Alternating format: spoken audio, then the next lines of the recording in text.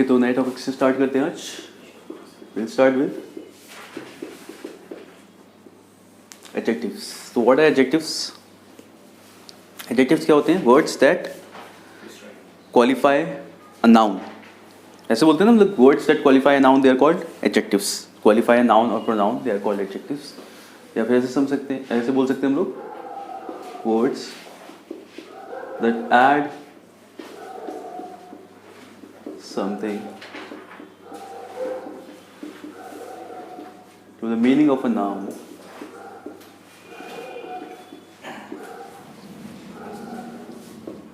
are called adjectives. तो qualify करने का मतलब होगा कि उसके बारे में कुछ भी एक्स्ट्रा इन्फॉर्मेशन दे रहे हैं, नाउन्स को मॉडिफाई कर रहे हैं, उसके बारे में कोई भी एक्स्ट्रा बात ऐड कर रहे हैं, कोई भी उससे रिलेटेड कोई भी एक्स्ट्रा इन्फॉर्मेशन देना, दे आर कॉल्ड एडजेक्टिव्स. तो इसके जनरल एग्जांपल्स हमें पता है. He is a good boy, तो गुड वहाँ पे एडजेक्टिव है. ठीक है. आई वॉन्ट 5 ऑरेंजेस, तो वहाँ पे एडजेक्टिव क्या हो गया? 5. ठीक है. तो हम सीधे टाइप से स्टार्ट करते हैं, कितने टाइप के होते हैं. ठीक है. टाइप से स्टार्ट करने का रीज़न ये होता है कि ऑफकोर्स हमसे पूछा नहीं जाता कितने टाइप्स के होते हैं या फिर कौन सा एडजेक्टिव कौन सा है, बट ये कि किसी सेंटेंस में अगर एडजेक्टिव्स यूज़ हैं, हो रहे हैं, तो हमें पता चल जाए कि हाँ, ये तो इस वाले पार्ट में एडजेक्टिव है. ठीक है. जैसे हम लोग सेंटेंस में जब एरर फाइंड करते हैं, तो उस टाइम पे सबसे ईजी होता है किसी भी जगह पे एरर फाइंड करना, जब हम हर एक वर्ड को समझ पाएँ कि वो वहाँ पे काम क्या कर रहा है ना. जब हमें पता होगा हर एक वर्ड उस सेंटेंस में क्या काम कर रहा है, तो उसमें एरर निकालना आसान होगा हमारे लिए. ठीक है. चलिए, तो जैसे फर्स्ट देखते हैं हम लोग,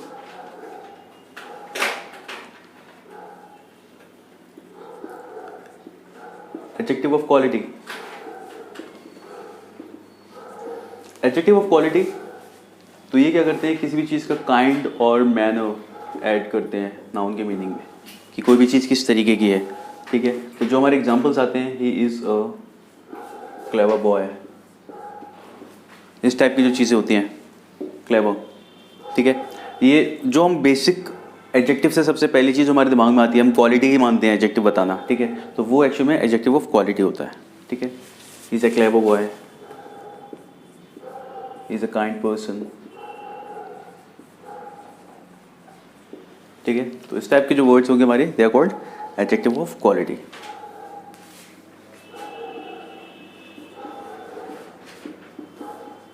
एडजेक्टिव ऑफ, या फिर यहाँ पे देखते हैं हम लोग,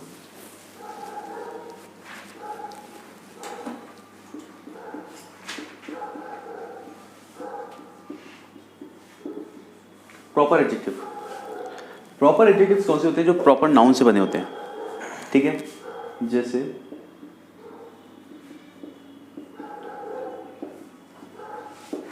इंडियन रेलवेज. इंडिया से क्या बना है? इंडियन. ठीक है. रेलवेज हमारे यहाँ पे नाउन है, और कौन सा रेलवेज? Indian railways. ठीक है. जैसे कुछ भी, इवन व्हेन वी से इंडियन टी. ठीक है. तो यहाँ पे इंडियन जो हो जाएगा हमारा, दिस इज एन एडजेक्टिव. ठीक है. और टी हमारा नाउन है. तो बस जो प्रॉपर नाउन से बने, किसी भी प्रॉपर नाउन से जो एडजेक्टिव्स बनते हैं, उन्हें कहते हैं हम लोग. ठीक है. वॉट एवर, मैक्सिकन टी, या फिर कुछ भी बोले हम लोग, मैक्सिकन डिश. ठीक है. तो they are called proper adjectives.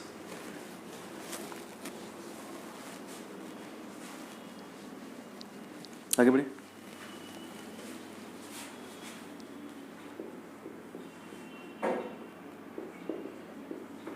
Adjective of quantity. ठीक है.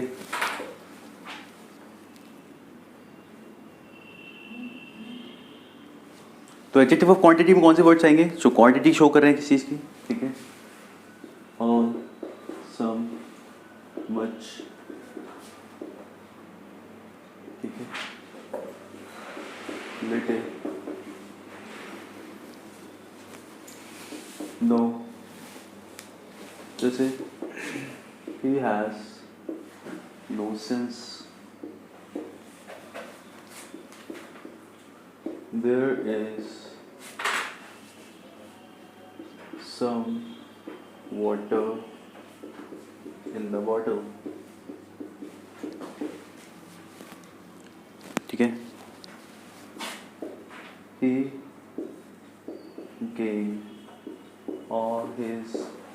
wealth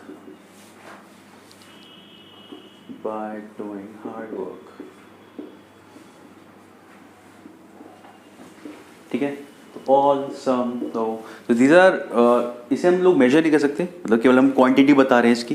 they are not in numbers, मतलब we can count things. Water है, we can tell the quantity but we can count it. तो these are called adjective of quantity. Although ये हम लोग ये वाले इसमें से कुछ एडजेक्टिव्स यूज करते हैं एडजेक्टिव ऑफ नंबर्स में भी. Adjective of number, adjective of number में हमारे पास दो कैटेगरी होती है. एक होता है डेफिनेट और एक होता है इनडेफिनेट. डेफिनेट कौन से होते हैं? जिसमें हमारी आते हैं ना cardinal and ordinal. Cardinal 1 2 3 and ordinal is first second. तो 1 2 3 यानी हम किसी चीज़ के लिए से बोलते हैं हैंड हैज़ 5 फिंगर्स. 5, ठीक है. He was the first person to arrive. First कौन सा person? First person to arrive. तो कार्डिनल एंड ऑर्डिनल यानी यहाँ पे हम एक डेफिनेट नंबर दे रहे हैं. ठीक है. अब देखो ऑल हमने यहाँ पे भी यूज़ किया. All is wealth, wealth is uncountable. This word wealth is uncountable. पता नहीं, जैसे मनी वर्ड होता है, मनी को हम अनकाउंटेबल बोलते हैं. ठीक है. तो वैसे यहाँ पे हम लोग बोलेंगे इनडेफिनेट में क्या आएगा? जैसे हम लोग बोल सकते हैं all the boys. All boys were present. ठीक है. तो बॉयज काउंटेबल है. There were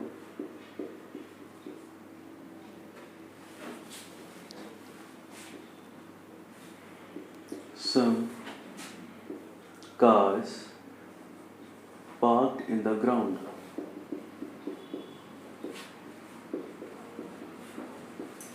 There were some cars parked in the ground. ठीक है ना? There were some cars parked in the ground. तो some cars parked in the ground. आ गया ना समझ में? ठीक है. तो डेफिनेट अब ये इसमें अलग से ऐसा कुछ नहीं कि हमें सारे वर्ड्स पता हैं पहले से, बहुत इजी हैं और इसमें कुछ अलग से याद रखने ऐसा याद समझने ऐसा नहीं है. बट ये ऐसे वर्ड्स हैं जो बस हमें किसी सेंटेंस में लिखे हो तो वी कैन आइडेंटिफाई कि this is an adjective here. ठीक है.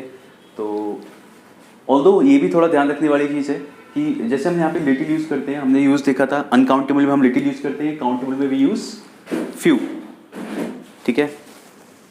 तो लास्ट में हम लोगों ने लिटिल और फ्यू का किया था यहाँ पे. ओके.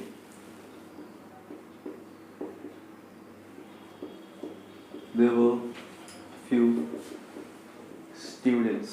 ठीक है. तो ये आएगा आपका इनडेफिनेट नंबर्स में. नंबर्स के लिए यूज़ हो रहा है यानी कि काउंटेबल चीज़ के लिए यूज़ हो रहा है. स्टूडेंट्स के लिए there were few students in the class, ऐसा कुछ बोलते हैं हम लोग. तो there were few students in the class. ठीक है. तो यहाँ पे few ये क्या है हमारा indefinite numeral adjective.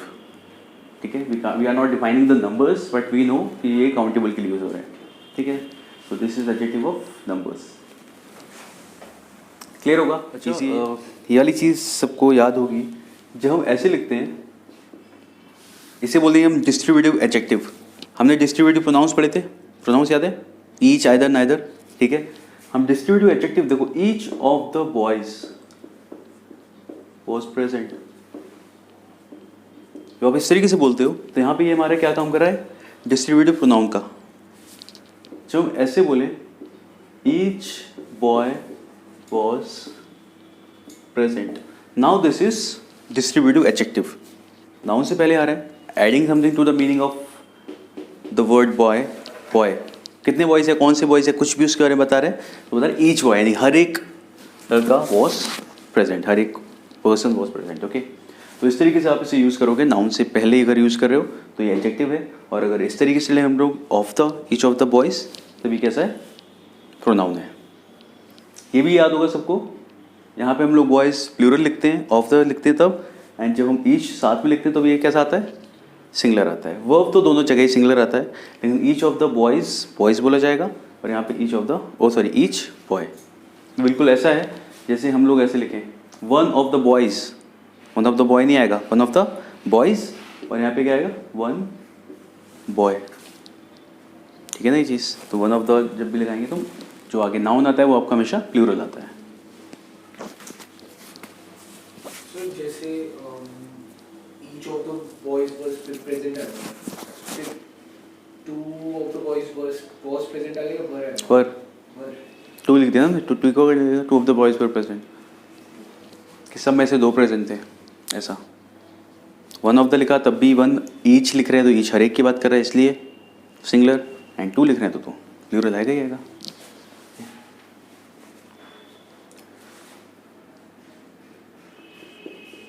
Next is emphasising adjective. दो वर्ड चीज होते हैं यहाँ पे जनरली, ओन और वेरी। जैसे आप बोलते हो आई सॉ इट, एम्फेसाइज का मतलब क्या होता है? किसी चीज पे जोर देना, किसी बात को, है ना, एम्फेसाइज करते हैं हम लोग, यानी अपनी बात पे जोर दे के बोल रहे हैं कुछ, ठीक है। तो I saw it with my own eyes, ठीक है, I saw it with my own eyes. तो क्या मतलब होगा इसका? कि मैंने खुद अपनी आंखों से देखा, ठीक है, I saw it with my own eyes. किसी भी चीज़ के लिए अगर हम नॉर्मली बोलना चाहें तो आई सॉ इट पे भी बात समझ में आ रही है कि तुमने देखा, ठीक है। तो जब हम लोग अपनी बात पे एम्फेसाइज करना चाहते हैं, नहीं मैंने खुद अपनी आंखों से देखा, तो we use own to emphasise on the noun eyes. मैंने खुद अपनी आंखों से देखा, that's why they are called emphasising adjectives, ठीक है। माइंड योर ओन बिजनेस बोलते हैं, एम्फेसाइजिंग एडजेक्टिव, ठीक है, लिख सकते हैं माइंड योर सर क्वाइट भी एडजेक्टिव होता है ओन। सर क्वाइट वर्ड भी इसी कैटेगरी में? क्वाइट किस तरीके से? वैसे सर वेरी की जगह हमने देखा है स्क्रीन में। एडजेक्टिव नहीं होगा, एडवर्ब होगा। तुम वेरी को जहाँ भी यूज़ करते हो उस सब जगह एडवर्ब का काम करता है, सिवाय इसके। हम यहाँ पे एडजेक्टिव का यूज़ पढ़ेंगे वेरी का, बाकी वेरी आपने जहाँ भी यूज़ देखा होगा। जैसे क्वाइट का बात को, he is quite all right, या this thing is quite fine, ऐसे ही बोलते हैं ना हम लोग, ही इज़ क्वाइट गुड। अब देखो गुड क्या है? गुड ऑलरेडी एडजेक्टिव है। जब एडजेक्टिव को हम किसी चीज़, एडजेक्टिव के मीनिंग में कुछ ऐड करते हैं, एडजेक्टिव को मॉडिफाई करना चाहें किसी एक वर्ड से, जैसे एक होता है he is fast, he is very fast, जैसे he is good, he is very good. तो जब एडजेक्टिव को जिस वर्ड से करते हो वो एडवर्ब होता है, ठीक है। एडजेक्टिव क्या होते हैं? केवल नाउन के पहले आके नाउन की विशेषता बताते हैं, लेकिन जो एडजेक्टिव से पहले, वर्ब से पहले, एडवर्ब से पहले आ जाए, वो सब क्या होते हैं? एडवर्ब। एडवर्ब ही होता है। एडवर्ब एडजेक्टिव को क्वालिफाई करता है। इनफैक्ट एडवर्ब किसी को भी चीज़ को क्वालिफाई कर देता है, नाउन को छोड़ के, क्योंकि नाउन को क्वालिफाई करेगा वो होगा हमारा एडजेक्टिव, ठीक है। तो वेरी का एग्जाम्पल देखो, जैसे आप वेरी आप कोई भी जगह यूज़ करते हो आज तक, वो क्या होता है? एडवर्ब होता है। और just tell me if you know any example of very used as an adjective. कहाँ पे यूज़ करते हैं हम लोग? नाउन से पहले लगाएं।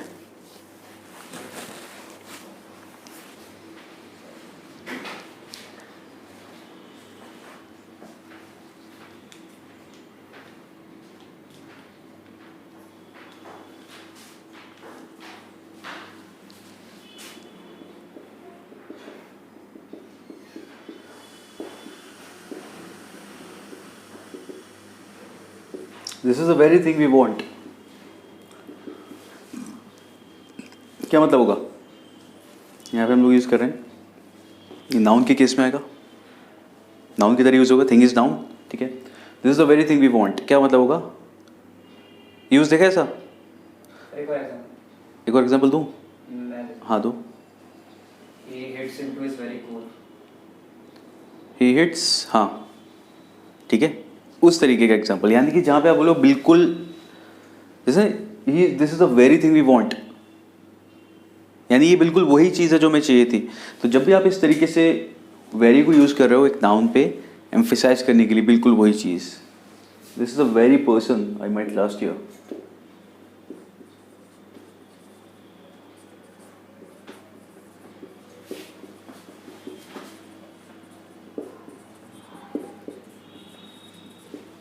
This is a very person I met last year, ठीक है। ये बिल्कुल वही इंसान जिससे पिछले साल मिला था। आ गया समझ? This is a very person I met last year, तो ये होगा हमारा एम्फेसाइजिंग एडजेक्टिव, ठीक है। जैसे बोलेंगे this is a very colour I wanted, बिल्कुल वही कलर जो मेरे को चाहिए था।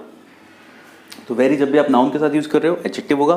बाकी हम लोग very good, very fine, very whatever you want to say, वो सब क्या होता है, एडवर्ब होता है.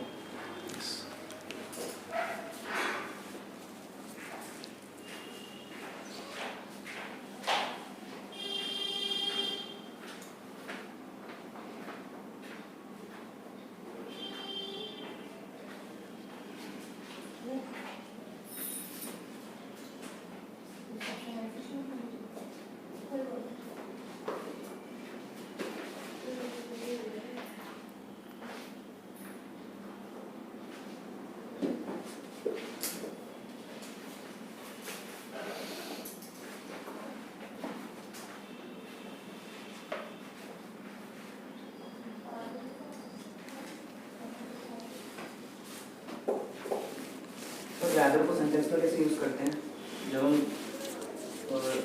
मतलब एक विश बता रहे होते हैं कि मतलब मैं ये कर देता अगर मुझे आई वुड रादर, सर वुड आता है मतलब. हाँ. सर मैंने कई सेंटेंस देखे जिसमें वुड नहीं लगाते. I rather, yes sir. I would rather go, I would rather go, I rather go. Grammatically would आ रहा है लेकिन सर मैंने कहीं इसमें देखा है वीडियोस में देखा. वीडियोस में क्यों, मतलब पढ़ाते हुए? नहीं सर, एनिमीज एनिमेशन मतलब क्या, इट वाज सीरीज जैसी कोई चीज़ थी उसमें, वो तो कोई दिक्कत नहीं है उसमें. ग्रामर कौन देख रहा है? सर मतलब डेफिनेटली मैंने जितने बार सेंटेंस देखे ग्रामेटिकली करेक्ट लगते हैं. तुम किसकी बात कर रहे हो, कौन सी सीरीज, नाम बताओ ना आराम से. सर सीरीज से फर्क नहीं पड़ता सर मेरे को. सर वो सेंटेंस ही ग्रामेटिकली इनकरेक्ट लगता है. आई मीन अगर वो इंग्लिश सिखाने की सीरीज है तो अलग बात है. अगर वो जापानीज सीरीज है जिसकी इंग्लिश डबिंग सबटाइटल्स उसमें आती है. अच्छा, तो उसमें इतना फ़र्क नहीं, उसमें ज़रूरी नहीं कि जैसे अब जितने भी हम लोग सबटाइटल्स देखते हैं सारी इंग्लिश सही नहीं होती, सब गलत होती है. स्पोकन वाली जहाँ पे स्पोकन अगर कोई पैटर्न रिपीट होता हुआ देखा मैंने. कौन सा? सर ये सर रैदर में वो सेंटेंस बताओ पूरा. सर एट द मोमेंट मेरे को नहीं याद. ओके, तो I rather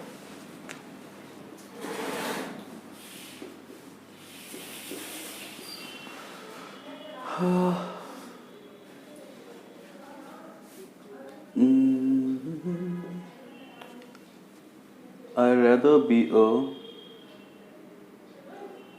be an artist than ऐसा कुछ इस टाइप से. I'd rather do this thing. नहीं सर दो अलग अलग वर्क्स सर मतलब जैसे कंपेयर करते में होगा ना जनरली. हाँ, जैसे I'd rather be a teacher than whatever, और क्या बन सकता है? Then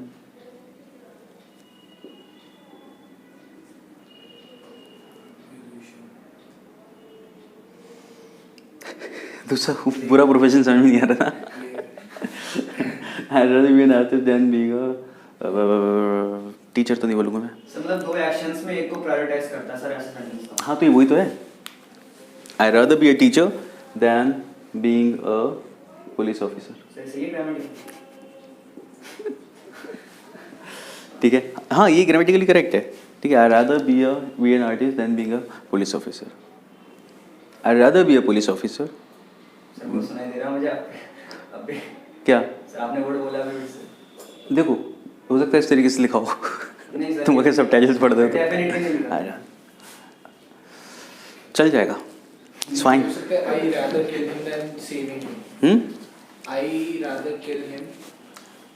देखो, जब हम लोग ऐसा बोल रहे होते हैं ना कि जब हम ऐसा करेंगे, वो वुड से बनता है. बिकॉज ये ज़रूरी क्यों होता है, विल पता है?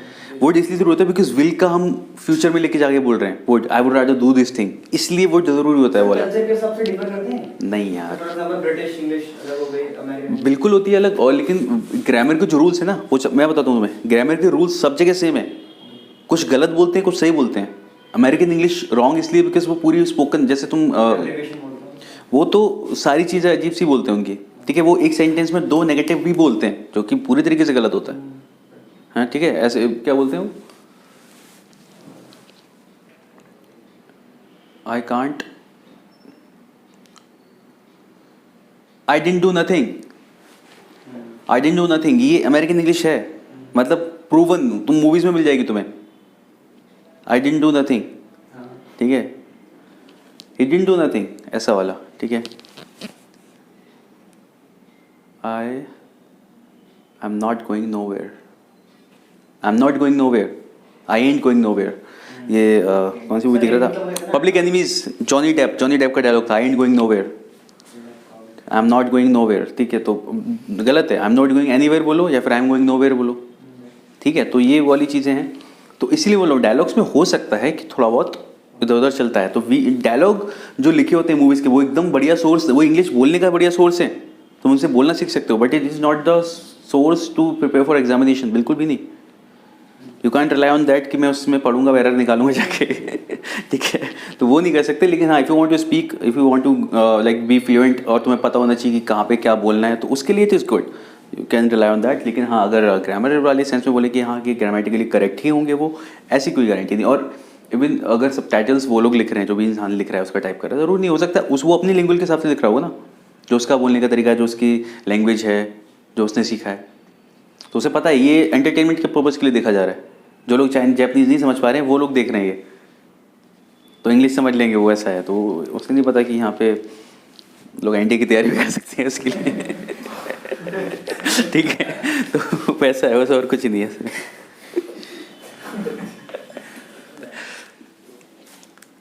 चलो, तो ये तो हो गया हमारा टाइप्स ऑफ एडजेक्टिव्स। इसमें और भी होते हैं लेकिन उतने ज़्यादा ज़रूरी नहीं है अलग से पढ़ना हमें। तो लेट्स स्टार्ट विथ, अब पढ़ते हैं हम थोड़ा सा आगे और कुछ चीज़ों के यूजेस को देखते हैं, जैसे सम एंड एनी। एडजेक्टिव्स के यूजेस को समझेंगे हम लोग साथ में अब, ठीक है। सम एंड एनी, तो सम is used with, some is used in a positive sentence, while any is used in a negative and interrogative sentence.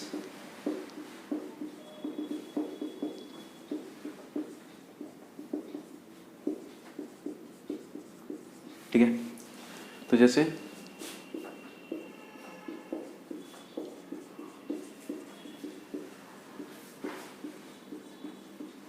I bought some books. I have not bought any books.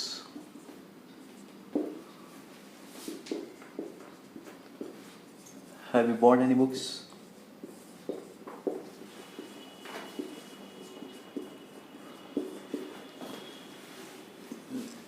ठीक है, तो आप any use करोगे, positive sentence में सम आएगा और negative या interrogative में हम लोग यूज करते हैं एनी, ठीक है। I have not bought anything, कुछ भी, तो I have not bought some करके नहीं लिखा जाएगा, एनी लिखा जाएगा हमेशा, ठीक है। Now if plus any gives a positive sentence. If category कौन सी? ये वाली कौन सी category?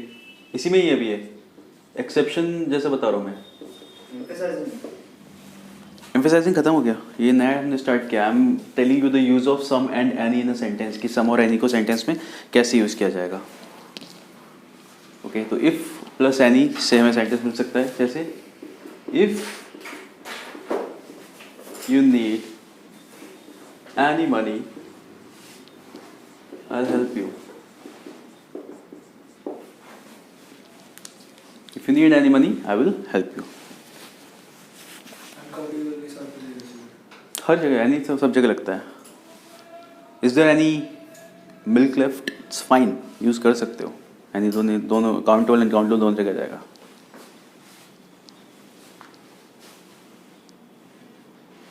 Do you have any emotions ठीक है, तो यूज कर सकते हैं इसके साथ में। तो if you need any money I will help you, तो ये पॉजिटिव सेंटेंस बना दिया with the use of if plus any. And generally हम सम यूज करते हैं, ऑफ कोर्स इसमें सम आ सकता है, if you need some money I will help you, some तो आ ही सकता है, लेकिन एनी भी आ सकता है इफ के साथ यूज कर रहे हो तो। अब हम देखेंगे सम को हम क्वेश्चंस में कहाँ यूज कर सकते हैं इसके बाद।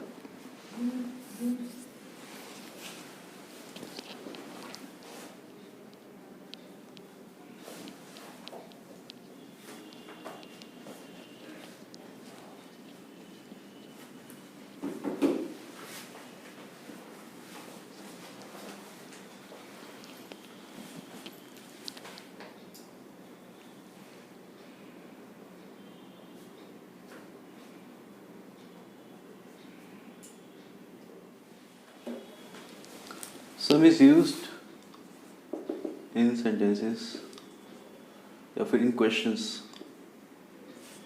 सम is used in questions which are actually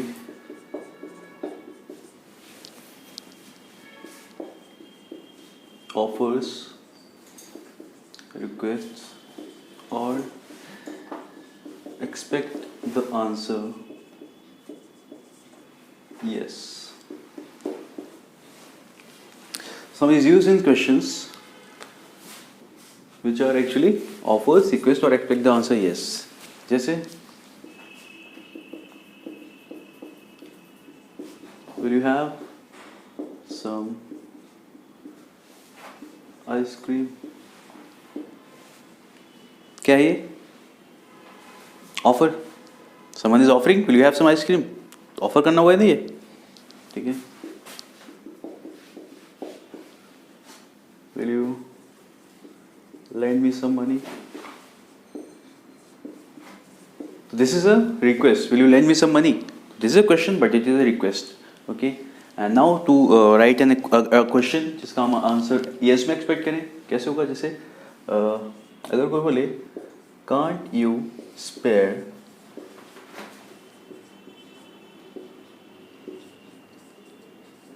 some time for the poor? Can't you spare some time for the poor? अगर कोई ये क्वेश्चन पूछता है कि आप गरीबों के लिए कुछ समय नहीं निकाल सकते, तुम ना तो नहीं बोलोगे पहली बार में, ऐसा मतलब ना ब्लंटली वैसे बोल सकते हैं हर कोई लोग वैसे, ऐसा है. लेकिन ये क्वेश्चन वो जनरली इंसान हाँ में आंसर एक्सपेक्ट करेगा कि हाँ निकाल सकते हैं, लेकिन बिजी हैं इस वजह से निकाल नहीं पाते, ऐसा कुछ. ठीक है, दिस इज समथिंग लाइक जैसे कोई आपका फ्रेंड बोले भाई के लिए इतना नहीं करेगा, ठीक है, तो क्या होगा, हायर कर दूंगा लेकिन मेरे भी काम है. ठीक है, तो यस, तो उस टाइम पे हम लोग ऐसे क्वेश्चंस जहाँ पे आप हाँ में आंसर एक्सपेक्ट कर सकते हो, तो वहाँ पे हम लोग यूज़ करते हैं. Basically negative questions, can't you do this thing, can't you help me with some task, can you help me, ऐसा. तो हम उसमें यूज़ कर सकते हैं कि जहाँ पे इंसान आप सोच रहे हो कि हो सकता है सामने से हाँ में आंसर आए.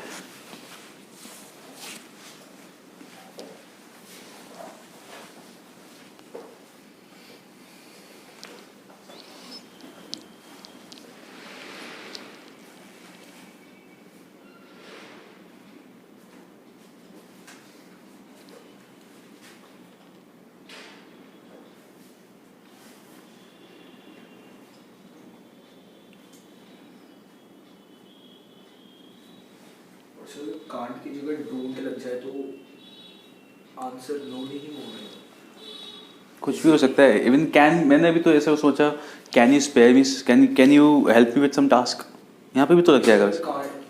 Don't you spare some time the poor, ऐसा नहीं. सो जैसे don't you have any feelings, don't you have हाँ तो काम करेगा, कोई दिक्कत नहीं है, बिल्कुल चलेगा. नहीं तो सर फिर उससे तो पूरा नेगेटिव बनना है, मतलब नेगेटिव आंसर एक्सपेक्ट कर रहे हैं. Don't you have some pens, don't you have some patience. नहीं आंसर इसमें आंसर, जब ये वाला क्वेश्चन बोले आ रहे हैं इसमें कोई आंसर एक्सपेक्ट करता ही नहीं, सामने वाला चुप ही रहता है वैसे तो इस वाले क्वेश्चन में तो. ठीक है, देखो रूल्स को इतना ज़्यादा सीरियसली लेके बिल्कुल स्टिक नहीं करना होता. पढ़ो, लाइट है, आगे बढ़ते हैं. क्वेश्चन मिलेगा, समझ में आएगा, कर देंगे आगे, ऐसा है. बस हाँ, हल्की चीज़ दिमाग में होनी चाहिए कि हाँ ऐसा वाला है, लेकिन क्या हम हमेशा उसी के साथ जाएंगे? नहीं. रूल्स के साथ साथ कॉमन सेंस हर एक क्वेश्चन में चाहिए ही चाहिए होता है. ठीक है,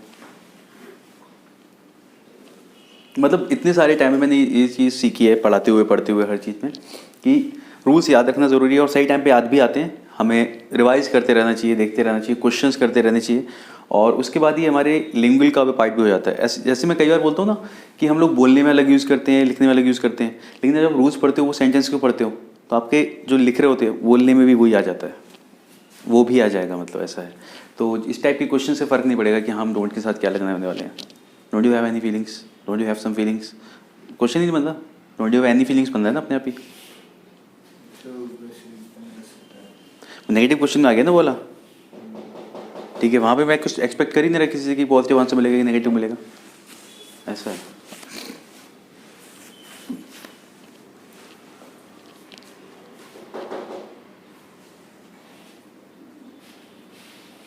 ये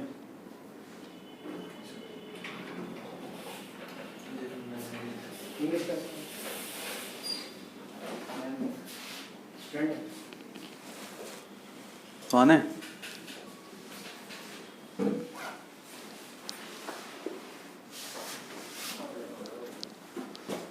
चलिए और नाउंस और एडजेक्टिव्स पढ़ते हैं हम लोग। बेसिकली एडजेक्टिव्स के यूजेस देखते चलेंगे साथ में, जो भी आ रहे हैं, ठीक है। साथ में रूल्स भी देखते चलेंगे, जैसे ओल्डर एंड एल्डर, साथ ही साथ एल्डेस्ट एंड ओल्डेस्ट, ठीक है। तो एल्डर, ओल्डर या फिर एल्डेस्ट एंड ओल्डेस्ट क्या डिफरेंस होता है? देखो, एल्डर और ओल्डर हम लोग यूज करते हैं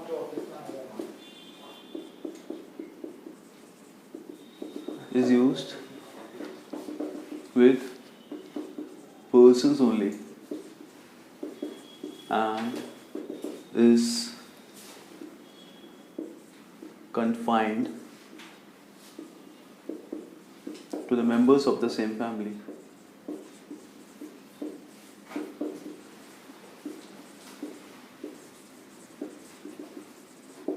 ठीक है। एल्डर और एल्डेस्ट ये हम केवल इंसानों के लिए यूज करते हैं, वो इंसान भी एक ही फैमिली के होने चाहिए, ठीक है। Older and oldest can be used with persons, animals, things, ये सब के साथ यूज किया जा सकता है, ओल्डर एंड ओल्डेस्ट, ठीक है। पर्सन और एनिमल सबके साथ यूज कर लिया जाएगा।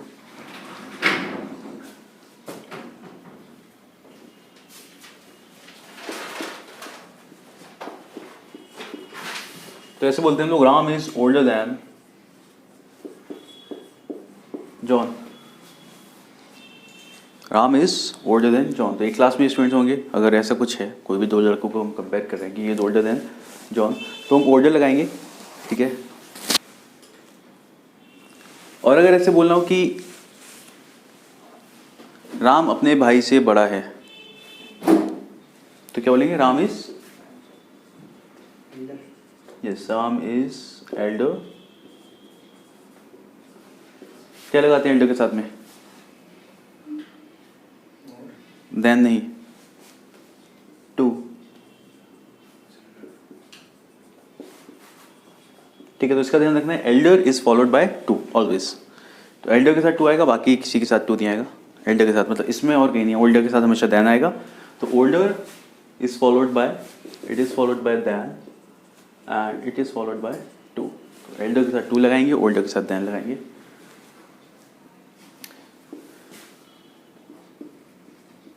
जैसे Ram is the eldest son in the family, ठीक है। This is the oldest building in the city.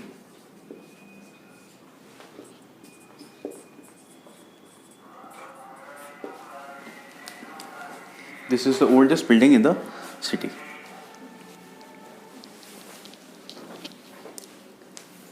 Clear है नहीं चीज? ठीक है। तो हम एल्डर यूज करते हैं पर्सन के लिए, एल्डेस्ट भी persons of the same family.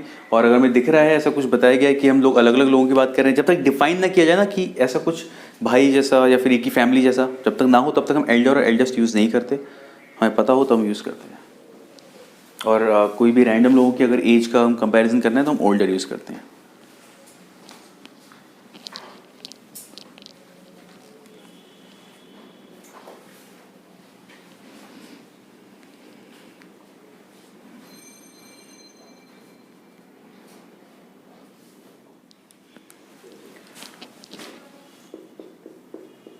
Some comparative adjectives, तो कंपैरेटिव इसलिए क्योंकि कंपेयर करने के लिए यूज़ होते हैं वो, ठीक है। मतलब ऐसा नहीं कि उनकी कोई पॉजिटिव या सुपरलेटिव डिग्री भी होगी, ठीक है। एडजेक्टिव्स के बारे में पता है ना, डिग्रीज के बारे में, ठीक है। हम लोग 3 डिग्री होती है, positive, comparative and superlative. Positive is good,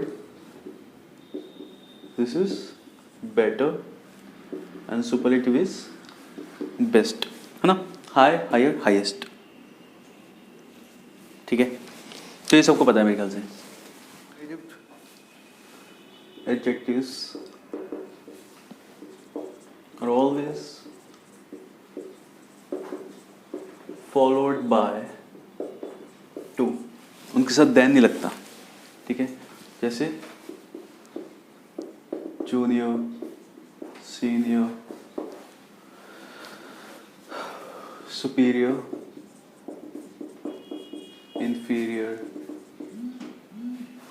और प्रायर, पोस्टीरियर, एंटीरियर, ठीक है, एटसेट्रा। जनरली इतने होते हैं, ठीक है। पोस्टीरियर इज समथिंग जिसके बाद कुछ आ रहा हो, पोस्टीरियर टू समथिंग उसके बाद आना, एंटीरियर टू समथिंग उससे पहले आना, ठीक है।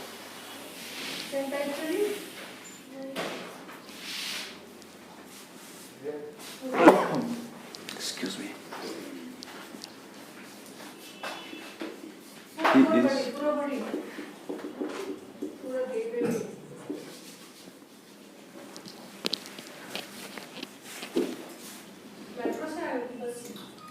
I am senior to him. He is junior to me. I am senior to him.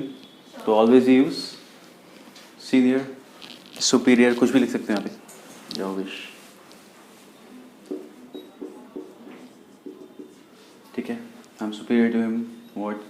Inferior, prior.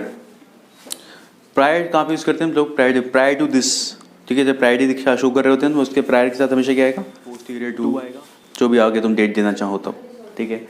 Anterior इसी तरीके से यूज़ किया जाएगा।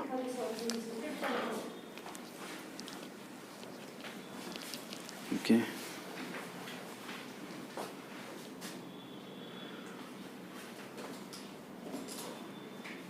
नेक्स्ट वर्ड आता है हमारा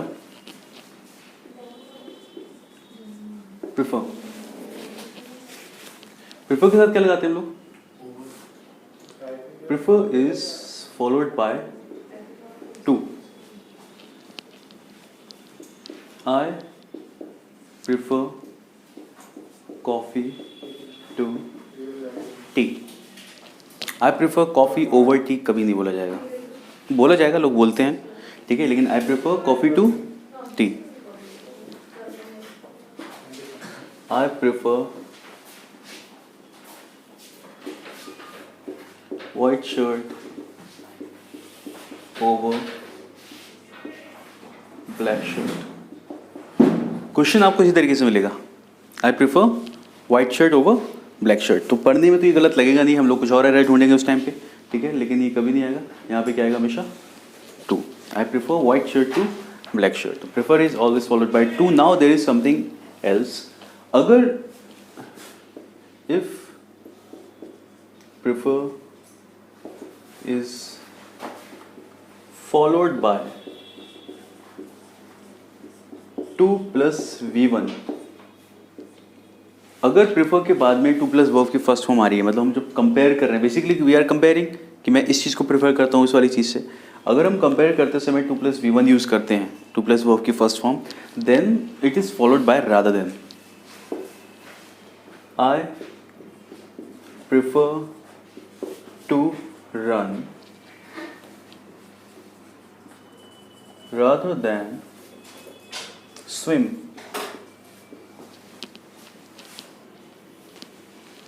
इसमें देखो वर्ड नहीं आया, प्रेफर तो वर्ब है ना, क्या चीज़? वर्ब है ना। हाँ, ठीक है। I prefer to run, I prefer to run, मैं ये करना पसंद करता हूँ rather than this. Adjective adjective क्या चीज़ एडजेक्टिव का है? देखो, जब आप इसे यूज़ कर रहे हो ये वर्ब की तरह दिख रहा है, लेकिन ये एडजेक्टिव का काम कर रहा है ना, कि मैं ये चीज़ प्रेफर करता हूँ इससे ज़्यादा। I prefer this to this. Basically we are using compare. अच्छा, हम इसे कंपेयर कर रहे हैं कि मैं इसे पसंद करता हूँ इससे, तो किसकी हेल्प से कर पा रहे हैं? प्रेफर की हेल्प से तो पता चल रहा है कि you prefer this over this या दिस टू दिस, इस तरीके से बोल रहे हैं, ठीक है। तो प्रेफर इज द एडजेक्टिव जो कंपेयर करने के लिए यूज़ कर रहे हो आप यहाँ पे।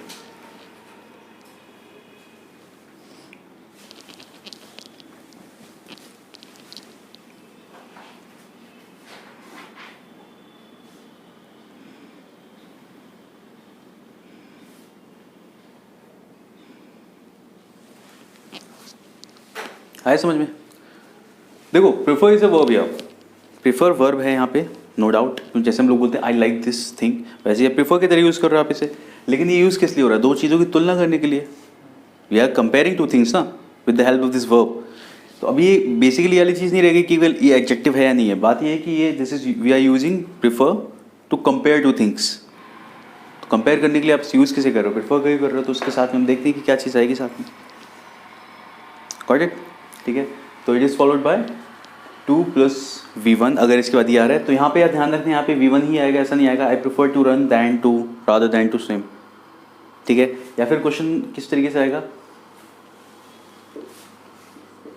ही प्रेफर्स टू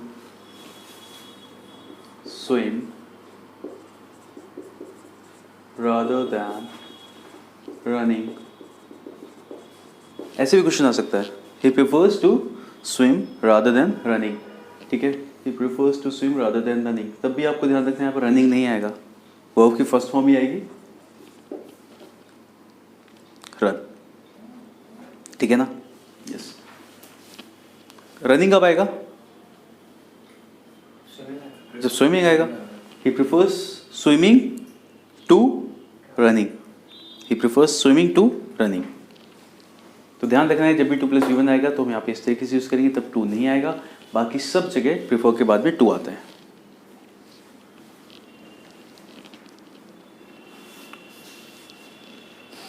अच्छा, यहाँ पे जैसे 2 रन लिखा है, ये 2 + V1 है, ये किसका काम कर रहा है पता है? 2 नहीं, 2 + रन पूरा नाउन का ही काम कर रहे हैं। वैसे तो वर्ब है, 2 + वर्ब की फर्स्ट फॉर्म है, लेकिन इस सेंटेंस में it is working like a noun. ठीक है, क्योंकि हम लोग जब वर्ब्स पढ़ेंगे स्टार्ट करेंगे तो हम देखेंगे 2 + वर्ब की first form 2-3 subject object noun सबकी तरह काम करता है। ठीक है,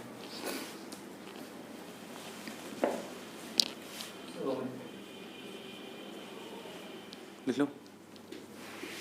इसके बाद भी क्या आएगा? 2। जैसे विंटर इज प्रेफरेबल टू। ठीक है, तो विंटर ज़्यादा प्रेफर की जाती है दैन समर। ओके, तो winter is preferable to summer.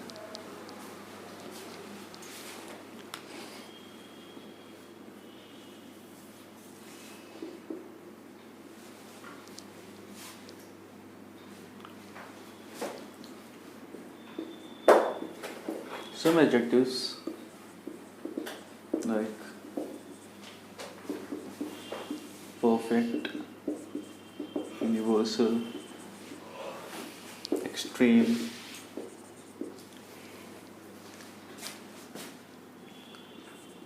circular, round, golden,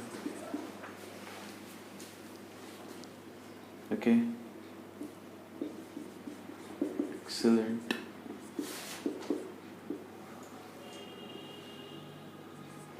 etc.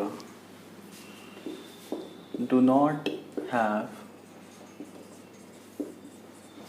comparative or superlative degree। ठीक है, तो इनको कंपैरेटिव और सुपरलेटिव डिग्री में यूज़ नहीं किया था, ये इनके एब्सोल्यूट सेंस में यूज़ होते हैं। ठीक है, तो इसमें साथ में लिख सकते हो they are used in their absolute sense, जो इनका सेंस बन जाए उसी में यूज़ होते हैं। ओके, तो क्या मतलब है?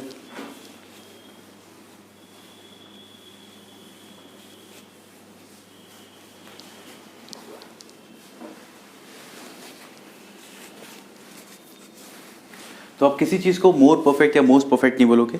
If anything is perfect it is perfect. ठीक है, तो आप मोर परफेक्ट या मोस्ट परफेक्ट यूज़ नहीं करोगे। यूनिवर्सल, यूनिवर्सल का मतलब क्या होता है? पूरी दुनिया में कोई भी चीज़ तरीके से है, तो हम इसके साथ भी कुछ और यूज़ नहीं करेंगे। ठीक है, extreme, circular, round, golden, excellent, etcetera. तो डू नॉट हैव कंपैरेटिव और सुपरलेटिव डिग्री। अब सर्कुलर या राउंड शेप्स को कंपेयर नहीं कर सकते हम लोग। ठीक है, जैसे कई बार होता था हम लोग स्कूल में विदाउट कंपास अगर सर्कल ड्रॉ कर रहे हैं तो अपने फ्रेंड के साथ हम कंपेयर करते थे, मेरा वाला सर्कल ज़्यादा सर्कुलर है। ठीक है, ठीक है, मेरा ज़्यादा सही बताएं तो हम ऐसा नहीं कर सकते कंपेयर कि my circle is more circular than yours. ठीक है, तो सर्कल सर्कल है तो आप शेप्स को कंपेयर नहीं करोगे, रेक्टेंगल स्क्वायर किसी भी शेप को कंपेयर नहीं किया जाएगा, ठीक है। वैसे ही वर्ड होता है जैसे फुल, फुल को भी नहीं, दो ग्लास हैं, एक थोड़ा सा कम भरा है एक थोड़ा ज़्यादा भरा है, तो हम ऐसा नहीं बोलेंगे this glass is fuller than that glass, okay. तो यू जस्ट से कि दिस इज़ हाफ फुल और हाफ एम्प्टी, वॉट एवर जो भी मन करे, फिलोसॉफिकल हो जाओ इस बारे में चलेगा, लेकिन do not use full as fuller to compare, ठीक है। Fill my glass to the fullest, ठीक है, तो ऐसे नहीं बोलेंगे।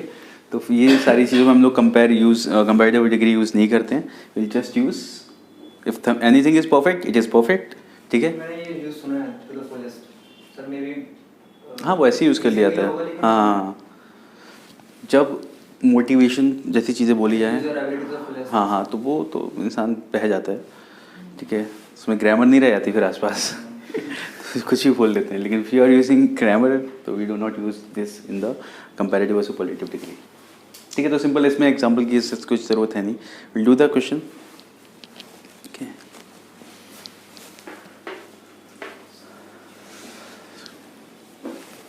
और I will just give you the question.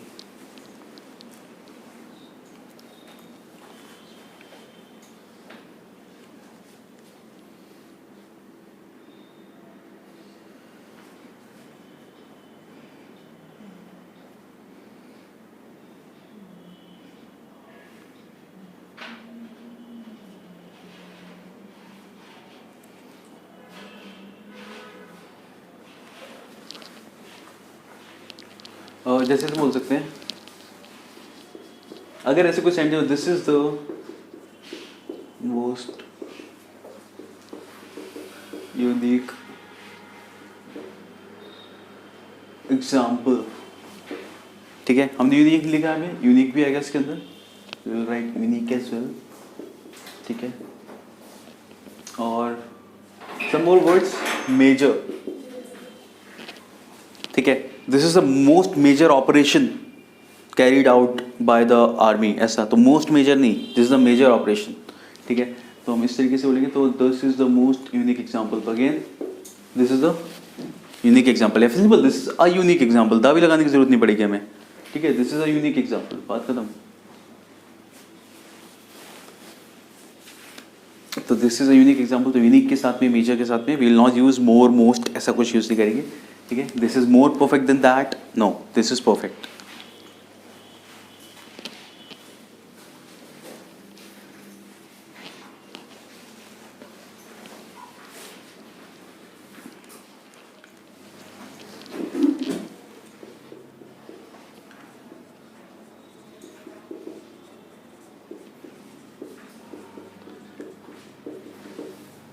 Relatively, comparatively, followed by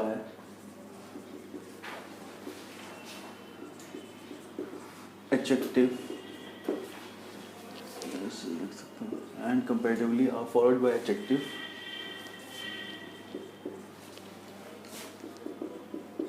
in the positive degree.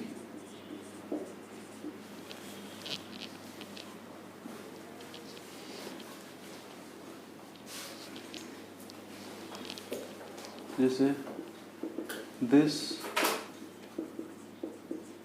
Photograph is, question क्या मिलेगा देखो, comparatively better than that,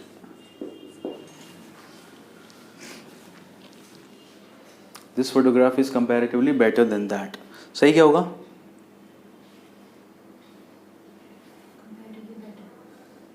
comparatively better तो लिखा है,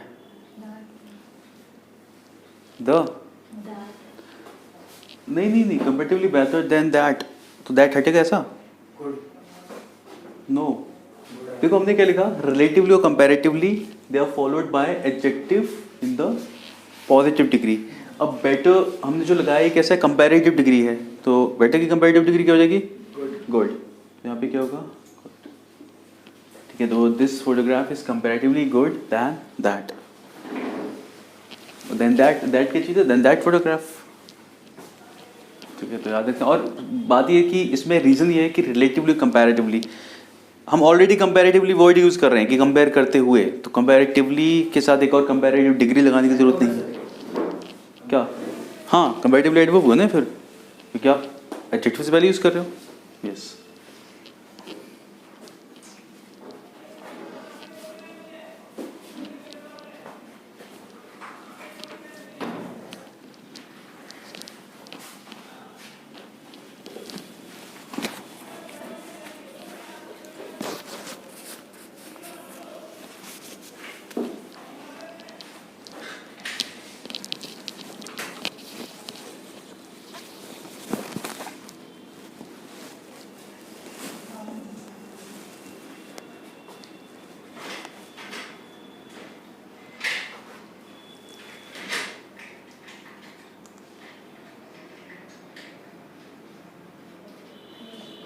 जैसे बोले ना, द वेदर इज कंपैरेटिवली या relatively hot today, hotter today नहीं, हॉट टुडे, ठीक है ऐसा। तो रिलेटिवली और कंपैरेटिवली दोनों के साथ पॉजिटिव डिग्री। आगे बढ़े, ओके नेक्स्ट देखते हैं।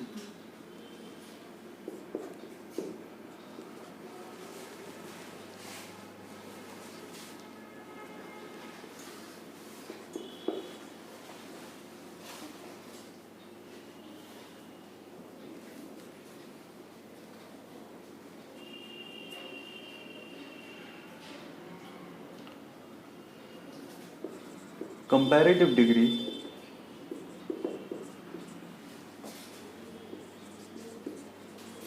should be followed by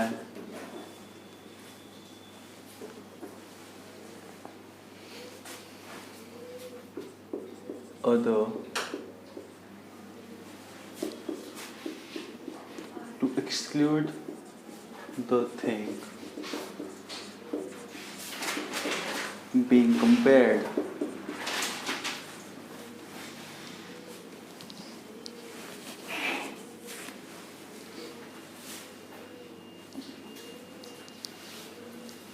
to exclude the thing। exclude का मतलब क्या होता है?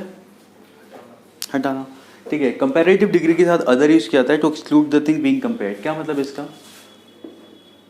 राम इज और यस, सिंपल ऐसे लिखते हैं,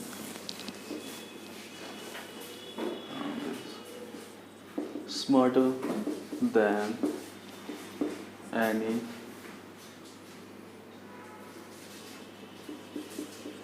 other boy of this class। Ram is smarter than any other boy of this class. इससे क्या पता चला कि राम हमारी क्लास में ही है, इसी क्लास में है, ठीक है। अदर क्यों लगाना है? अगर हम अदर नहीं लगाएंगे, अगर हम ऐसे बोलेंगे Ram is smarter than any boy of this class, ठीक है। अब ऑल दो जब इस तरीके के एग्जाम्पल होते हैं तो हम ये मान के चल रहे हैं कि राम भी क्लास में ही है ना, एक क्लास में, ठीक है। तो Ram is smarter than any other boy of this class, इसका मतलब है कि राम क्लास में ही है। अगर हम अदर नहीं लगाते हैं तो इसका मतलब होगा Ram is smarter than any boy of this class, any boy में राम भी आएगा, तो बेसिकली हमारा कंपैरिजन राम को राम से ही हो जाएगा दोबारा। तो ये अदर क्या कर रहा है? राम इस क्लास के किसी भी नहीं, बाकी सब लड़कों से स्मार्ट है, तो Ram is smarter than any other boy of this class, या ऑल दी अदर भी लिख सकते हो, all the other boys of this class, ऐसा, ठीक है। लेकिन जब हम लोग सुपरलेटिव डिग्री यूज़ कर रहे हैं, सुपरलेटिव डिग्री के साथ अदर कभी नहीं लगेगा, ठीक है। तो इसमें लिख सकते हैं superlative degree is not followed by other. जैसे Ashoka was the greatest of all the other kings, ठीक है। तो यहाँ से हम अदर हटाएंगे, Ashoka was the greatest of all the kings, या all the kings, या all kings। कंपैरेटिव डिग्री के साथ बोलेंगे तो कैसे बोलेंगे? Ashoka was greater than any other And the kings या all the other kings? दोनों तरीके से बोल सकते हैं, ऐसे बोल सकते हैं Ashoka was greater than all the other Kings, तब हम ऑल के साथ अदर लगाएंगे। और जब सुपरलेटिव डिग्री यूज़ करोगे तो अदर लगाने की ज़रूरत नहीं है, बिकॉज सुपरलेटिव डिग्री का काम ही होता है उस कैटेगरी में उस नाउन को सबसे एक्सट्रीम पे दिखाने का, ठीक है ना।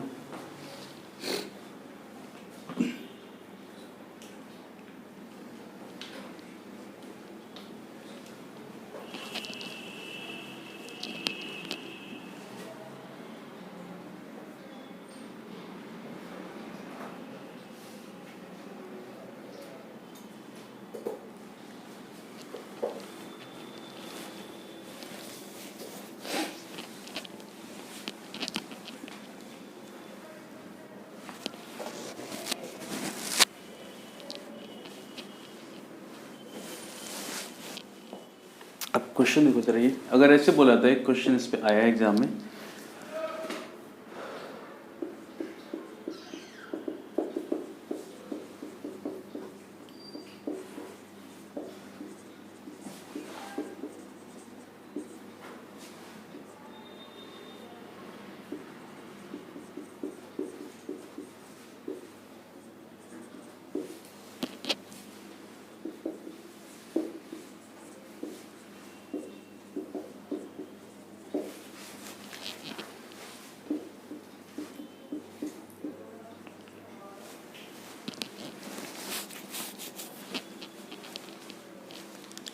Delhi is better than any other metropolitan city of Pakistan.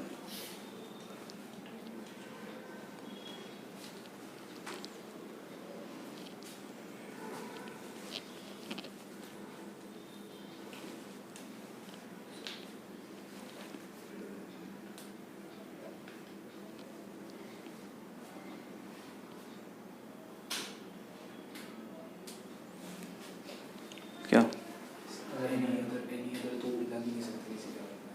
अब क्या करें, क्या नहीं आएगा, अदर नहीं आएगा ना, अदर नहीं आएगा, अदर नहीं आएगा क्योंकि क्यों नहीं आएगा, क्योंकि पाकिस्तान दिल्ली में नहीं है, सॉरी दिल्ली पाकिस्तान में नहीं है क्योंकि दिल्ली पाकिस्तान में नहीं है, ठीक है। तो वहाँ पे हम लोग सबसे कंपेयर कर देंगे वहाँ के सारे सिटीज़ से।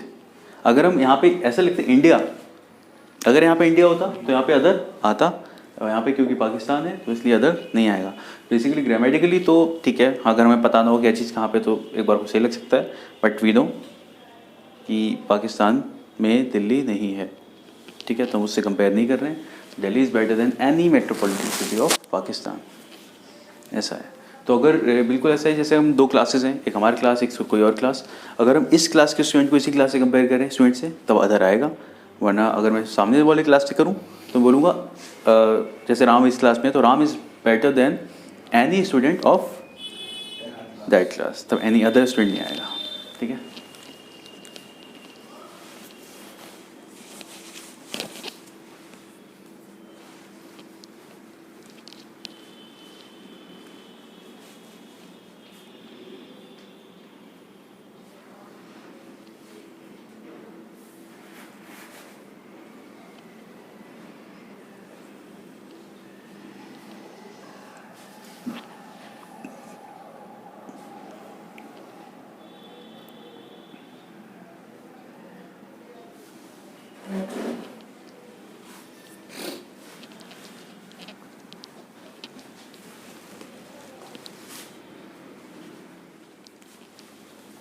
Next is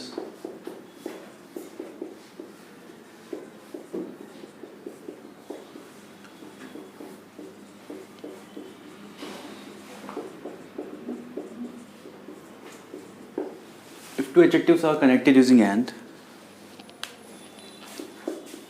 then should be in the same degree. क्या मतलब है? Good and wiser, good and wise, better and wiser,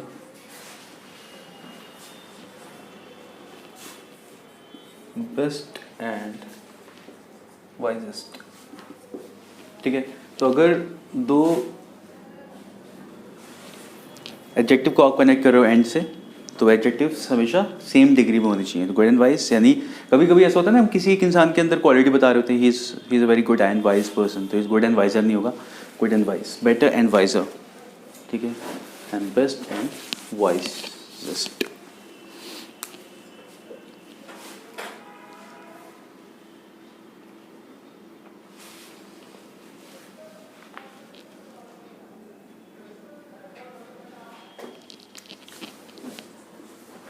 next लिखिए, while comparing two qualities in a single person,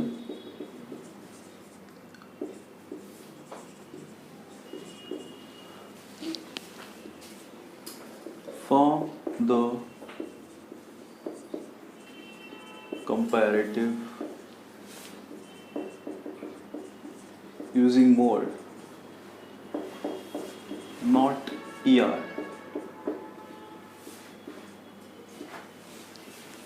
अगर एक ही इंसान में आप दो क्वालिटीज़ को कंपेयर कर रहे हो, तो जो उसका कंपैरेटिव डिग्री बनेगा वो आप किसकी हेल्प से बनाओगे? मोर की हेल्प से, ना कि ER की हेल्प से। जैसे Ramesh is more quick than accurate. ठीक है, इस पे क्वेश्चन देखो इस तरीके से आएगा, अगर कभी इस पे कुछ भी पूछा जाएगा तो ऐसे होगा, Ramesh is quicker than accurate. अब थोड़ा बहुत आइडिया तो हमें लग जाता है कि क्या बोलना चाह रहे हैं हम, कि भाई रमेश काम को क्विकली तो कर लेता है लेकिन उतना एक्यूरेसी से नहीं कर पाता, मतलब he is quick but he is not accurate. तो इन दो क्वालिटी, क्विक लाइक उसकी क्विकनेस और एक्यूरेसी, इनको कंपेयर करना है हमें, तो हम क्या बोलेंगे? He is more quick than accurate.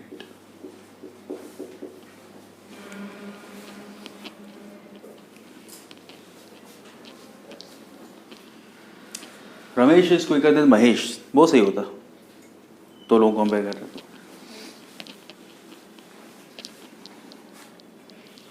Ramesh और सुरेश होता है ना।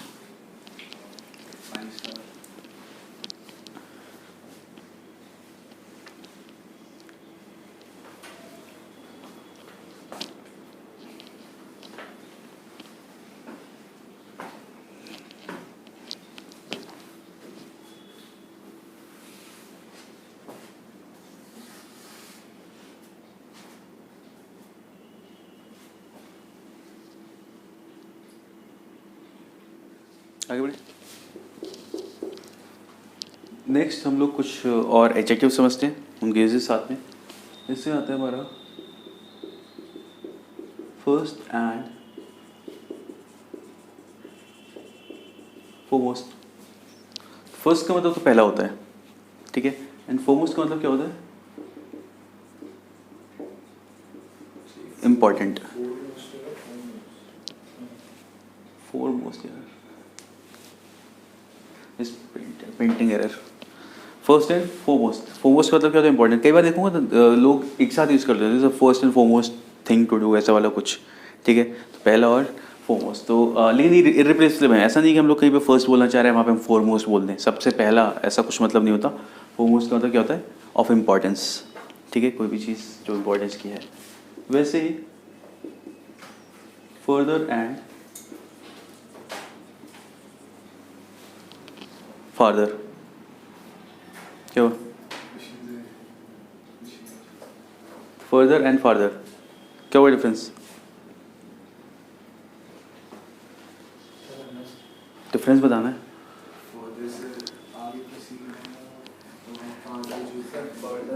क्वालिटीज भी बता सकता है, क्या? क्वालिटीज में भी कंपैरिजन हो सकता है कि वो ज़्यादा बेटर है या ज़्यादा ही वर्स है। फादर डिस्टेंस, ठीक है, तो फादर हम यूज़ करते हैं किसके लिए? डिस्टेंस शो करने के लिए, एंड फर्दर यूज़ करते हैं to say that something additional, है ना। तो फादर को यूज़ कैसे करेंगे? My house is farther than his house, ठीक है, तो फादर तो दूरी के हिसाब से यूज़ किया जाएगा। एंड फर्दर कैसे यूज़ करेंगे हम लोग? फॉर, ऐसे सुना है ना, further details contact the manager.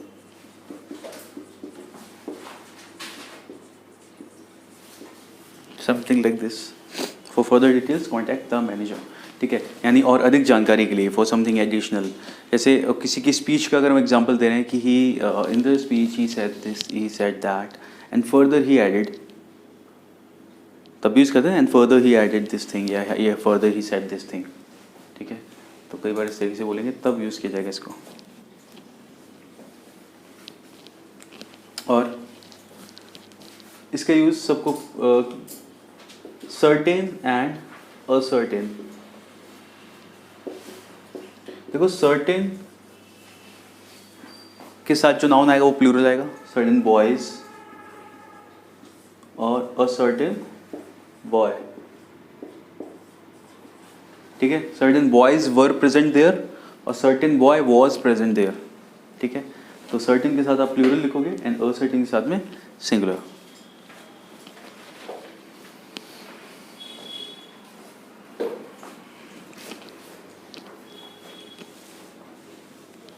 और इसके यूज देखो, ये पता होगा, lots of is equal to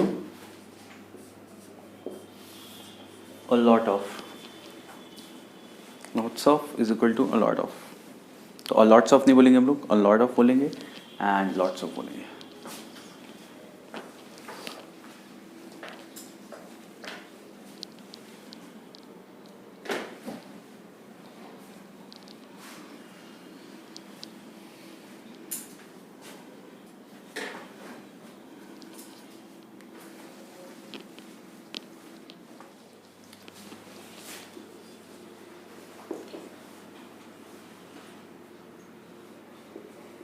चलो लास्ट और लेटेस्ट, ये तो हमें पता है। लास्ट पोजीशन के सेंस में हम यूज़ करते हैं, आखिरी वाला।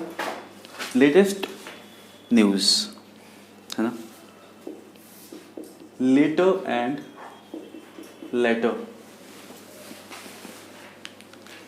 ठीक है, तो लेटर क्या दिखाएगा बाद में, एंड लेटर। देखो बेसिकली लास्ट एंड लेटर ये पोजीशन से रिलेटेड है, कोई भी चीज़ कहाँ पे है उससे याद रहेगा, ये टाइम से है। ठीक है, जैसे लास्ट में क्या होगा, his house is last in the lane. ठीक है ना, his house is last in the lane. Latest, I haven't heard the latest news.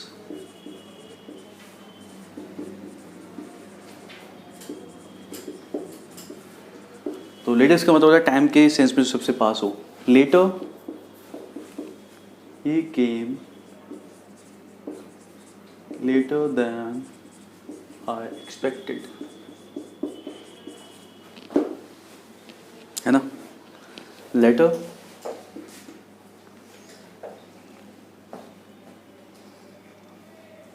देखो लेटर क्या होता है, जब भी हम दो की बात कर रहे हो किसी भी दो चीज़ की, ए एंड बी, तो उसमें दूसरा वाला second one is called latter. ठीक है, तो जब भी हम लोग कुछ भी देखते हैं, जैसे Ram and John are friends, the latter one is younger. Ram और जॉन दोनों दोस्त हैं, the latter one is younger, यानी उसमें से कौन सा छोटा है, जॉन छोटा है। ठीक है, पहले वाले को क्या बोलते हैं, former. The latter one is younger than the former. ठीक है, लेटर वन भी लगाने की जरूरत नहीं, the latter is younger than the former, ऐसे भी ठीक है, the latter is younger than the former. Current के उसमें लगाते हैं क्या, करंट प्राइम मिनिस्टर। नहीं नहीं नहीं, फॉर्मर का मतलब होता है पहले जो रह चुके हैं, पूर्व प्रधानमंत्री Manmohan Singh, former prime minister Manmohan Singh.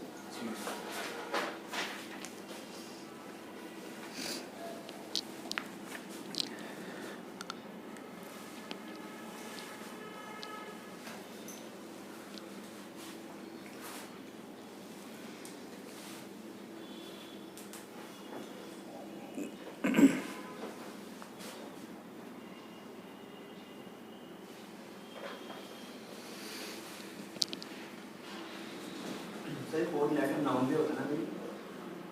क्या? सर एक लेटर जो है नाउन भी होता है ना? नहीं। शायद पार्टिकल्स को कहते हैं, पार्टिकल्स को कहते हैं शायद। कौन से पार्टिकल्स? मे बी शायद पॉलिटिक्स। लेटर? लेटर होता है वो शायद। वो लेटर होता है, क्या होता है? LITTER। लेटर।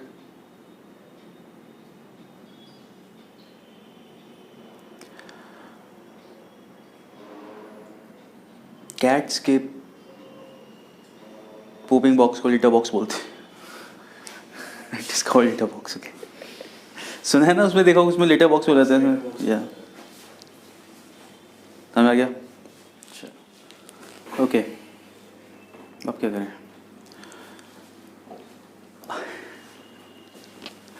ओके, ऑल के बाद द लगता है, होल से पहले द लगता है।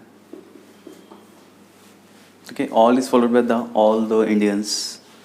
ठीक है, जैसे all the Indians, all Indians भी बोल देते हैं ऑल, हम लोग all the Indians rejoice the victory.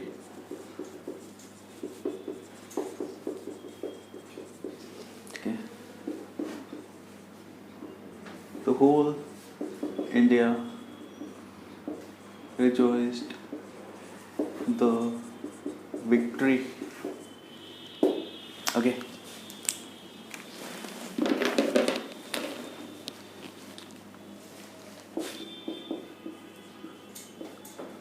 Common and mutual में क्या डिफरेंस है?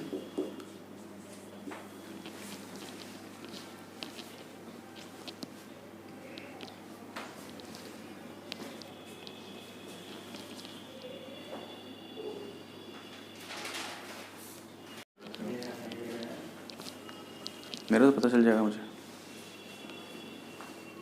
Okay, common and mutual. Facebook पे हम लोग म्यूचुअल फ्रेंड्स देखते हैं, म्यूचुअल फ्रेंड लिखा होता है फेसबुक पे, it should be common friends. ठीक है, कॉमन का मतलब होता है common, we have qualities in common. मुझे like I have interest in cricket, ठीक है, you also have interest in cricket, तो क्रिकेट हमारे लिए क्या हो गया? एक कॉमन इंटरेस्ट हो गया। ठीक है, वैसे ही मेरा कोई फ्रेंड है, ठीक है, उसे तुम भी जानते हो, ठीक है, this is our common friend, मतलब वो हमें भी जानता है, तुम्हें भी जानता है, इसके थ्रू हम लोग मिलते हैं, तो ना कॉमन फ्रेंड के थ्रू मिले, दिस इज द थिंग। ठीक है, तो it's like something in common. लेकिन mutual is not a word. Mutual का मतलब क्या होता है? Reciprocal relation.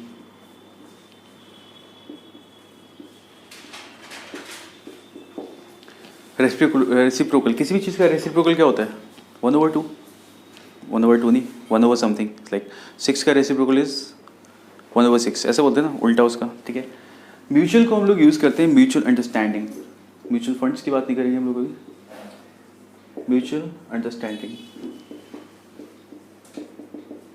ठीक है, when we say mutual understanding, we have good mutual understanding, it means I can understand you, you understand me, एक दूसरे की परस्पर संबंध जो होते हैं।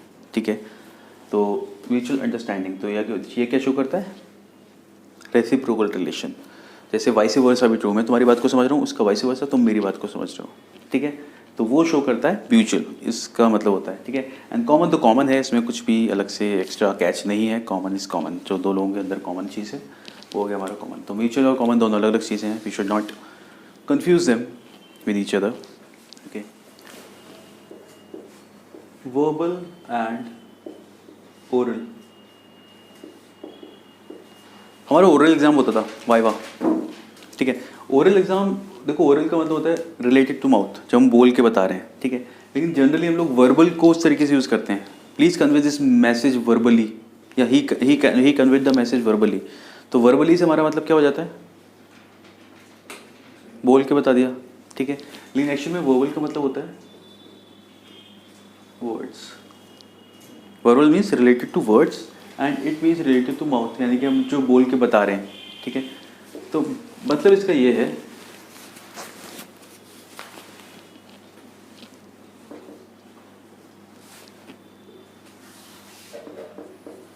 the captain said that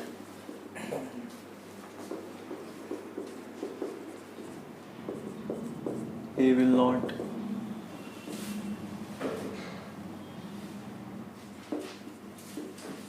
follow the oral orders,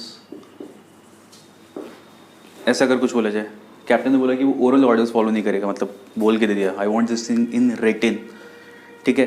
अब देखो वर्बल का सीन्स क्या है ना, वर्बल का मतलब होता है पर्टेनिंग टू वर्ड्स, शब्द, शब्द बोल के भी लिखे जा सकते हैं, मतलब एज इन बोले भी जा सकते हैं और लिखे भी जा सकते हैं। If you are saying it वो भी वर्ड शब्द हैं, और लिख रहे हो तो वो भी वर्ड्स हैं, तो you have to be specific written और इसके बीच में। जैसे हम लोग बोलते हैं लिटरली ऐसा हो गया, लिटरली से क्या मतलब होता है हमारा, एग्जैक्टली वैसा ही हमारा मतलब होता है कि बिल्कुल ऐसा ही हो गया।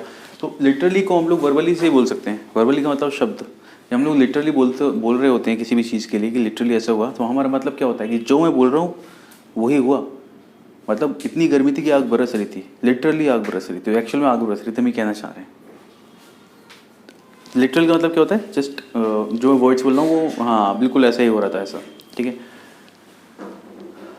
तो वो एक्चुअली हम उसको रिप्लेस कर सकते हैं वर्बल से। हालांकि लोगों ने यूज़ कर करके वर्बल को यूज़ करना शुरू कर दिया है ओरल के सेंस में ही, कि please convey the message verbally, ठीक है। लेकिन एक्चुअल में अगर हम उसे बोलेंगे तो वो कन्वे द मैसेज ओरली, तो वो इस तरीके से होगा।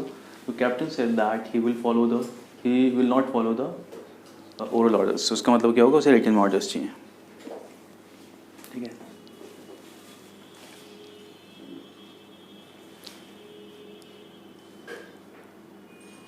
अच्छा, अगर जैसे यहाँ पे ये है, प्रॉब्लम कहाँ पे आती है, जो मीनिंग के हिसाब से देखा है, अगर यहाँ पे ऐसे लिखा हो, अगर यहाँ ऐसे लिखा होता वर्बल ऑर्डर्स, तो इसका मतलब है कि शब्दों में ऑर्डर को फॉलो नहीं करेगा, तो ना ही लिखे वाले ना ही बोले वाले, है ना। कि अगर कोई इंसान लिख रहा है तो वो भी शब्द हैं, और अगर बोल रहा है तो वो भी वर्ड्स हैं, तो इसका मतलब वो कोई सा ऑर्डर फॉलो नहीं करेगा, उसे साइन लैंग्वेज में बताना पड़ेगा, ठीक है ना। तो इसलिए सही यहाँ पे क्या होगा, ओरल। ऑल्दो लोग लिखने में जनरली यूज़ करते हैं वर्बल ही, तो वो चलेगा, उसमें कंफ्यूज मत होना, ठीक है। लेकिन हाँ, इसका मीनिंग हमें समझना चाहिए था, वो उस मीनिंग हमने देख लिया, ये होता है। बहुत सारे लिख लिया, क्वेश्चन पढ़ते हैं कुछ।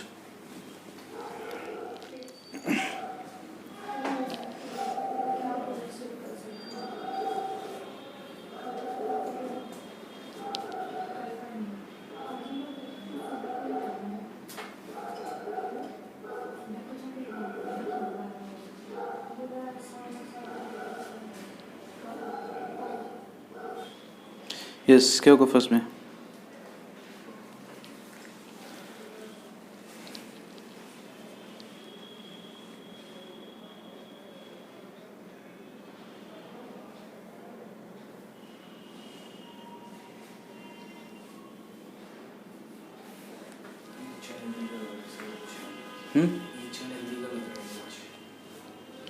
There were only 2 soldiers, but each and every soldier was equal to 5 policemen. देखो, जब बता दिया कितने सोल्जर्स थे, 2, ठीक है। हमने एक बार ये पढ़ा था प्रोनाउंस के टाइम,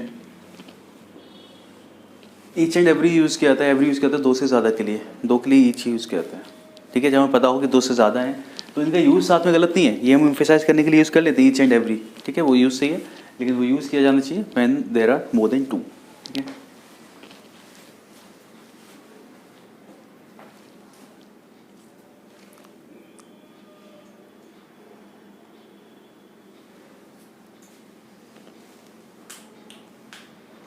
नेक्स्ट, ये मैंने बताया था एक आध दिन पहले क्लास में।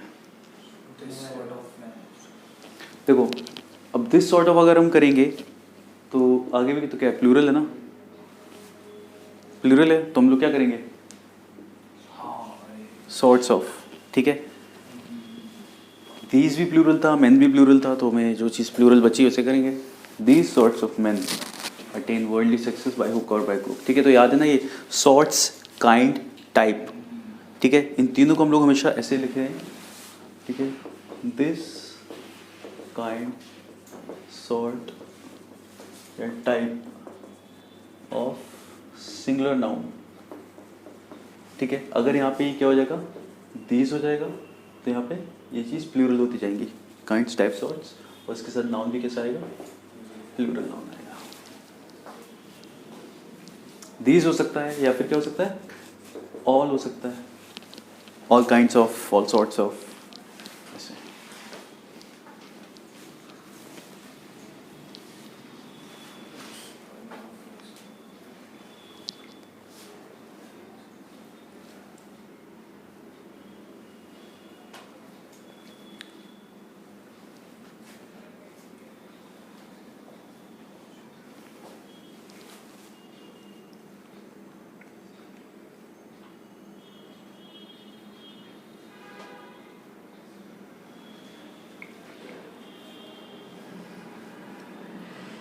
spite of facing much problems, he did not desert the path of honesty. Much की जगह मोर नहीं, मैनी। देखो कंपैरेटिव जब हम यहाँ पे बता रहे हैं इसे, प्रॉब्लम्स ये जनरली काउंटेबल मान लिया था, ठीक है। तो मच की जगह हम लगाएंगे मैनी प्रॉब्लम्स।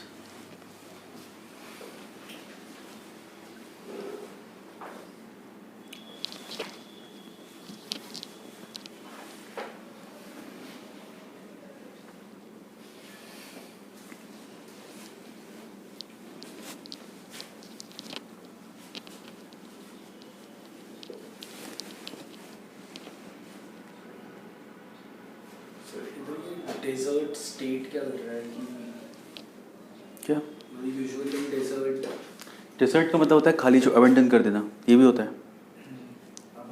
हाँ, तो उसका तो in spite of facing many problems, काफ़ी सारी प्रॉब्लम्स को फेस करने के बावजूद भी डिड नॉट डिजर्ट, यानी उसने सक्सेस के ऑनेस्टी के रास्ते को छोड़ा नहीं, ठीक है।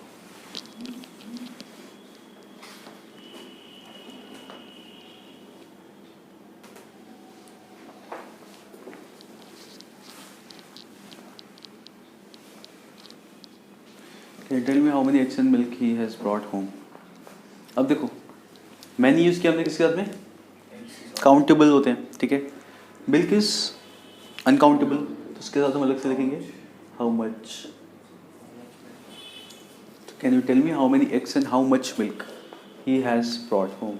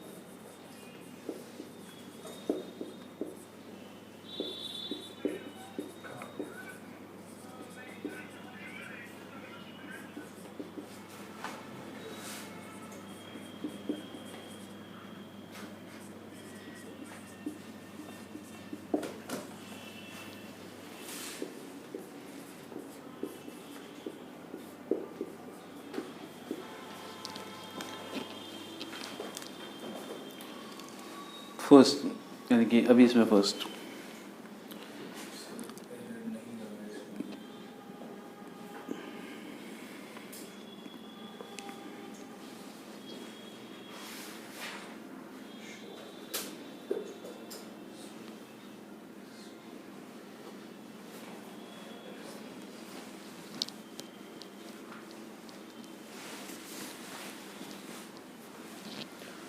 यार हम लोगों ने आर्टिकल्स के टाइम पे भी किया था ये रूल। तब मैंने बताया था कि इससे पहले द आएगा सुपरलेटिव, यहाँ पे सुपरलेटिव डिग्री नहीं आएगी। Always remember when we are talking about two people always use comparative degree, ठीक है। और हम लोगों ने ऐसा क्वेश्चन किया था कि of the two brothers he is the more intelligent, अगर याद हो तो वैसे यहाँ पे he is the luckier, luckiest नहीं आएगा, कंपैरेटिव डिग्री आएगी और कंपैरेटिव डिग्री से पहले द आएगा। तो आर्टिकल में हमने पढ़ा था यहाँ पे कंपैरेटिव डिग्री से पहले द आता है, यहाँ पे हम लोग पढ़ रहे हैं कि दो के साथ में कंपैरेटिव डिग्री ही आती है। तो of the two players he is the luckier for sure.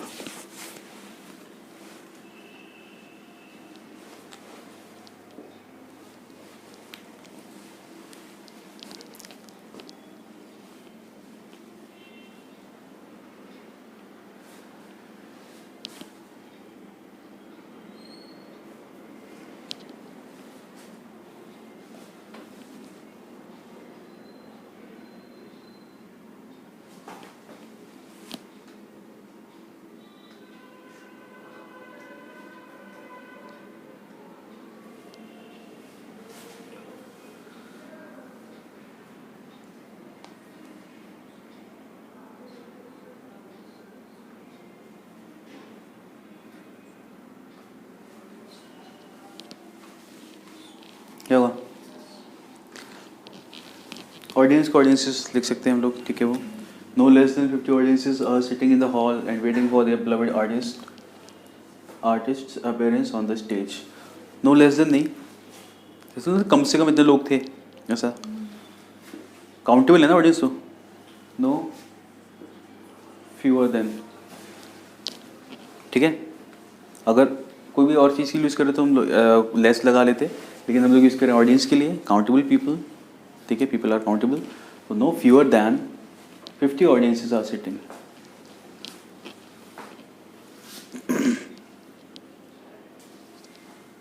Artist में ई लग के एपॉस्ट्रोफी एस लगता है। नहीं, एक होता है आर्टिस्ट, एक होता है आर्टिस्ट। क्या डिफरेंस है? Artist is someone who creates art, artist a performer जो स्टेज पे परफॉर्म करे, सिंगिंग, डांसिंग, एनीथिंग, ठीक है। तो जो आर्टिस्ट है वो नॉर्मल कोई भी आर्ट क्रिएट कर सकता है, पेंटर, राइटर, आर्टिस्ट, ठीक है। जब ई वाला हो परफॉर्मर।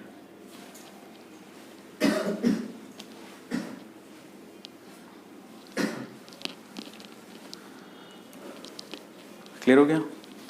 चलिए तो let's keep it till here today.